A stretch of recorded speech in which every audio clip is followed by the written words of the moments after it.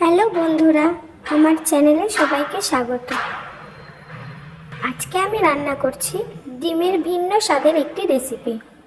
প্রথমেই মিক্সারে নিয়ে নিয়েছি এক টুকরো আদা, 4টে কাঁচা লঙ্কা, কয়েকটা কাজু, 1 চামচ সাদা সর্ষে, 2 চামচ পোস্ত, 2 চামচ সাদা তিল আর 1 চামচ জিরে।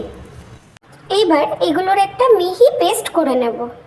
আর দেখো, আমি আগে থেকেই ডিম সেদ্ধ করে রেখেছিলাম, সেটাকে নুন মাখিয়ে সর্ষের তেলে ভালো করে ভেজে নেব।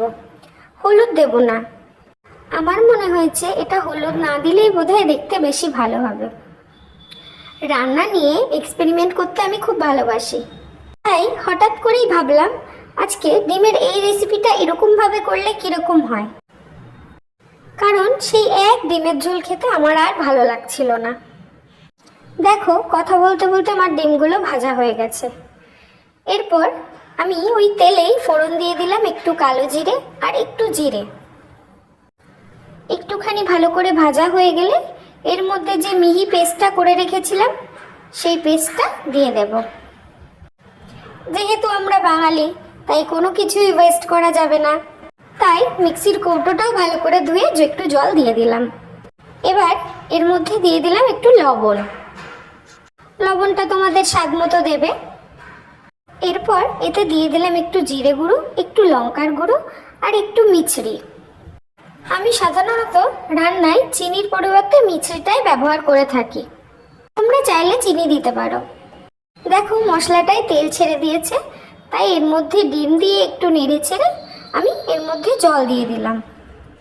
খুব বেশি পরিমাণে জল দেওয়ার দরকার নেই, সামান্য একটু জল দিলেই হবে।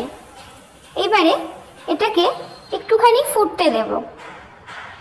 যখন দেখব ঝোলটা একটু গাঢ় হয়ে এসেছে, তখন বুঝতে হবে যে রান্নাটা রেডি হয়ে গেছে।